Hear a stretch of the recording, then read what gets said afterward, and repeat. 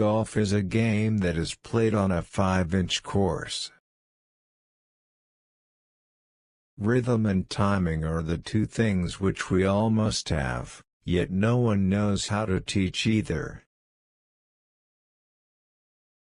Golf is said to be an humbling game, but it is surprising how many people are either not aware of their weaknesses or else reckless of consequences. Well, I'm glad we don't have to play in the shade. I will tell you privately it's not going to get better, it's going to get worse all the time, but don't fret. Remember, we play the ball where it lies, and now let's not talk about this, ever again. In order to win, you must play your best golf when you need it most, and play your sloppy stuff when you can afford it. I shall not attempt to explain how you achieve this happy timing. The difference between a sand trap and water hazard is the difference between a car crash and an airplane crash. You have a chance of recovering from a car crash. The rewards of golf, and of life too I expect, are worth very little if you don't play the game by the etiquette as well as by the rules. The enemy in golf is tension. Doesn't it show us all that we are silly little boys or fatuous asses to think that we can play golf without making a lot of bad shots? I can play the game only one way. I must play every shot for all there is in it. I cannot play safe.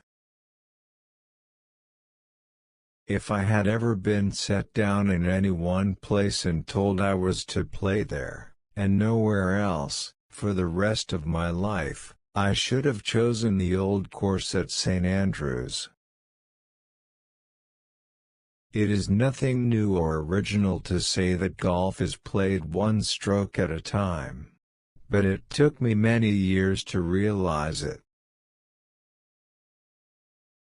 I have never felt so lonely as on a golf course in the midst of a championship with thousands of people around, especially when things began to go wrong and the crowds started wandering away.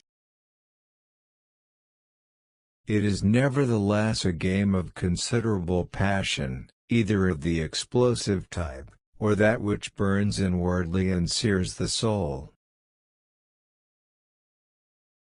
Golf is assuredly a mystifying game. It would seem that if a person has hit a golf ball correctly 1,000 times, he should be able to duplicate the performance at will. But such is certainly not the case.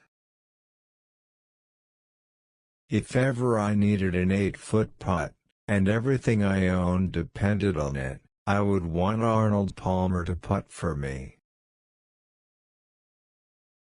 Many shots are spoiled at the last instant by efforts to add a few more yards. A leading difficulty with the average player is that he totally misunderstands what is meant by concentration. He may think he is concentrating hard when he is merely worrying. If I needed advice from my caddy, he'd be hitting the shots and I'd be carrying the bag. Which one do you like? Comment below. Thank you.